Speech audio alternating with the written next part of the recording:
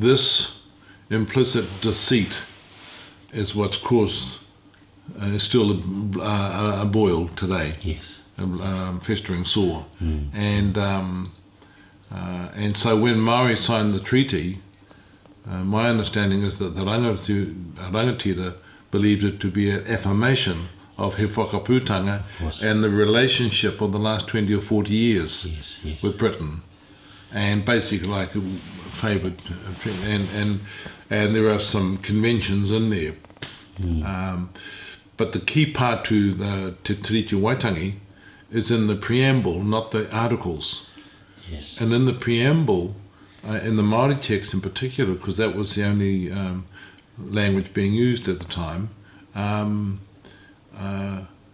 te rongo me te atanoho are the two key phrases.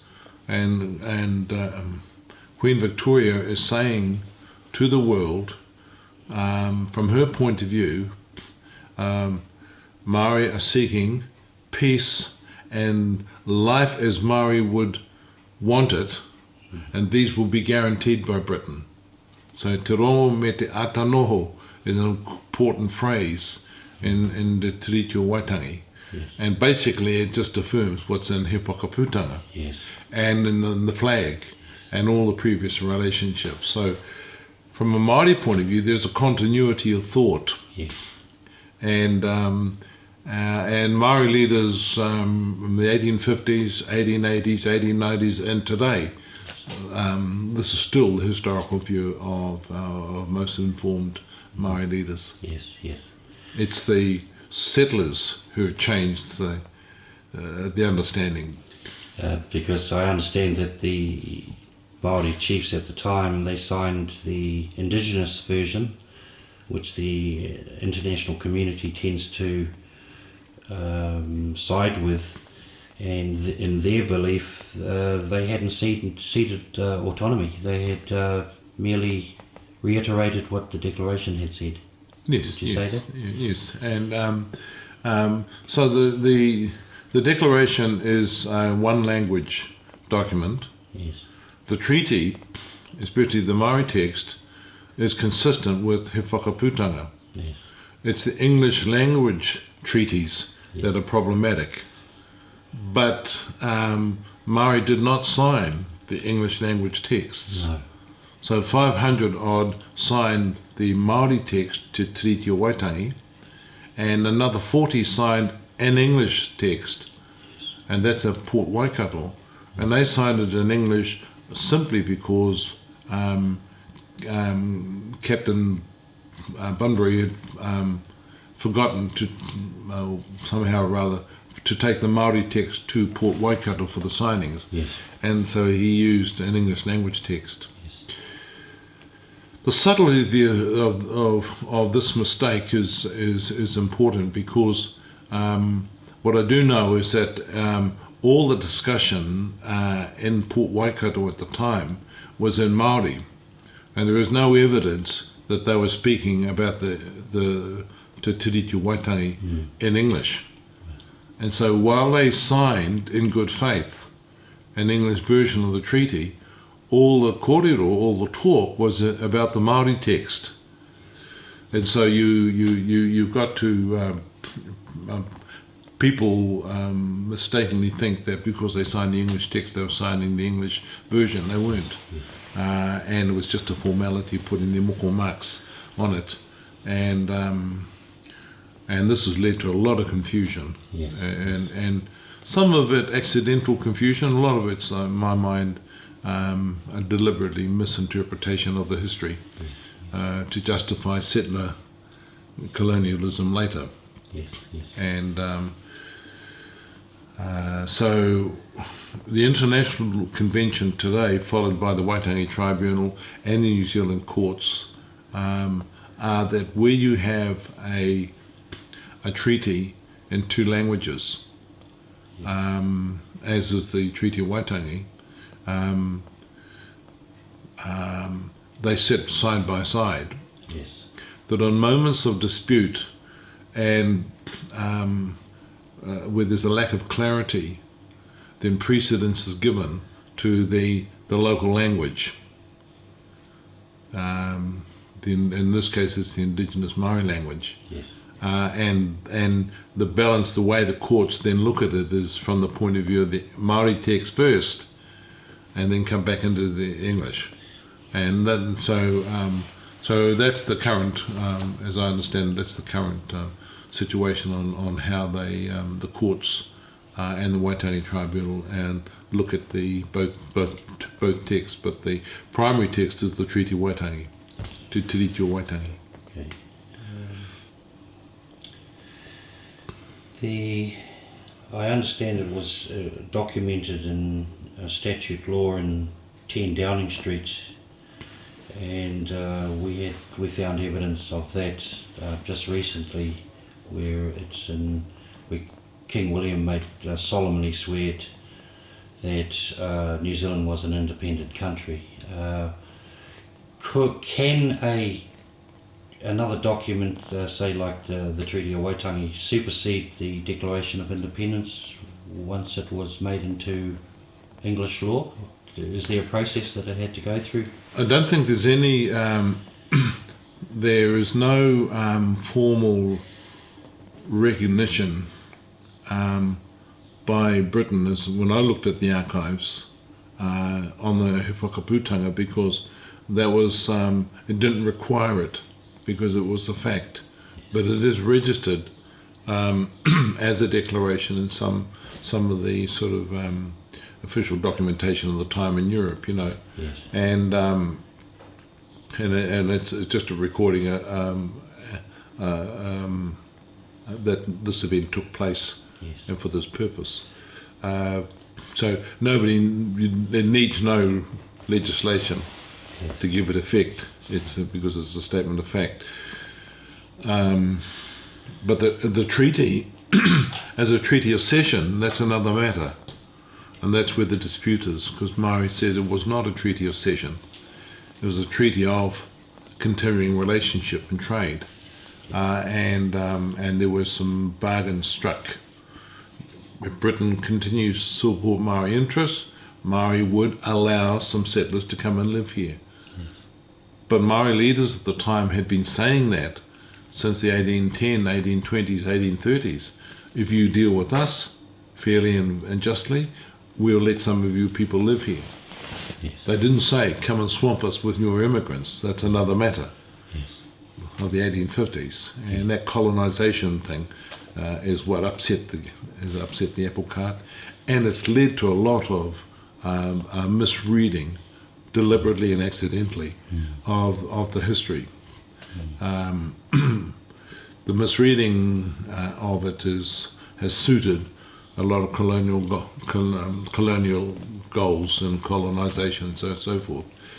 It was only in recent years, really, since the 1950s, 60s, has this all been debated, much debated, protested, and clarification on what actually happened. And we've got a wonderful group of both Pākehā and Maori historians in recent times have clarified, yes, the different perspectives, yes, on this.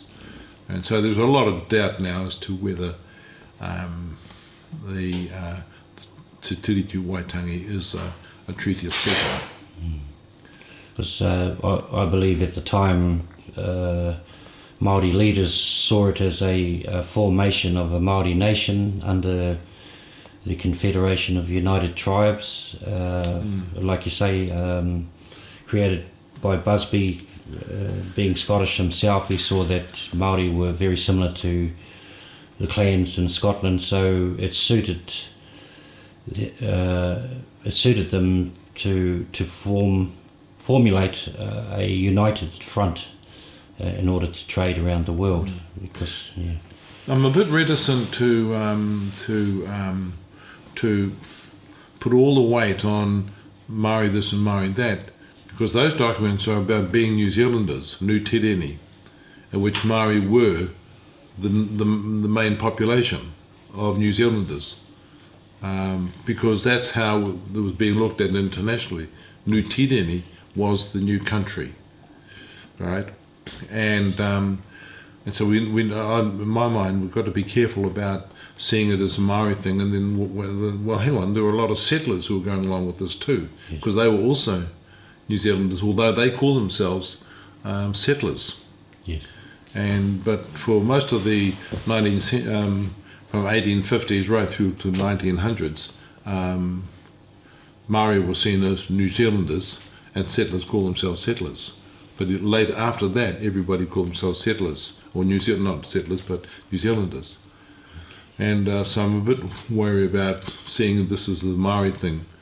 I think what would better to say the New Zealanders at the time, who happened to be Maori, were consistent in their view of what happened. The problem areas were settlers who did not like the idea that Maori, as New Zealanders, would have a preeminence over things, and because that clashed with their colonial aspirations. And we do know that from the 1840s, Maori leaders at the time were protesting at the immigration numbers, vehemently protesting, and newspaper ads in Auckland, and there are these notices they're putting out. This is not what we understood, that we'd be swamped. And of course, once the populations after the 1852 swung and the majority of people were mainly settlers, then the ball game changed very dramatically. Yes. So Maori become the minority. Maori become then the Maori, and settlers become the New Zealanders. But actually, we were the New Zealanders. Yes. And so I think Maori need to be careful how they play this conversation. We were the original New Zealanders. Yes, of course. And it's the others who have to explain themselves, not us. I guess this led to the clashes that happened, what they term the Māori land wars, which happened not long after. Well, those are all the land wars. All those are acts of colonisation, and in order to get it, the settlers at the time, many of them were party to, we want more land, and so in the 1880s, suddenly, instead of seeing Maori as civilised people, suddenly they're talking about they're barbarians, they're not capable of making laws, and all this new kind of extremist thinking was coming from within the settler community. But they were doing all this labelling, recategorising of Maori from being civilised to suddenly barbarians and unable to make law in order to justify their colonisation processes. And once the population numbers switched and Maori became a minority, then it became a minority struggle. And that's where we are today.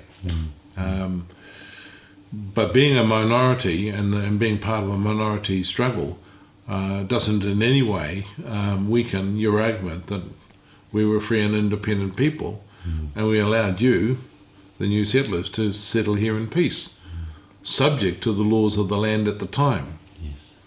And there was no anticipation that the settlers would then start creating laws for their purposes against the original New Zealanders. And that's the deceit. That, and if you like, the fraudulent behaviour and all that kind of language, if you want to get into that language. And from what I understand, there was lots of legislations that enabled the land to be taken from Māori too at that time. Yeah, but that's understandable if you understand colonisation. So there's 65 million acres of land in New Zealand, and settlers are coming in, and hordes of them are coming in from Europe from the 1852, and they were duped in the sense that they were promised land, and the land hadn't yet been acquired. And so in order to get that, they then started changing the rules of the game here. And so in order to get more land, because Maori weren't selling land fast enough to the promised new settlers, and so from 1863 they developed the settlers and the settler parliament, which now excluded Maori. And so suddenly we were given 4 seats, and settlers' numbers grew.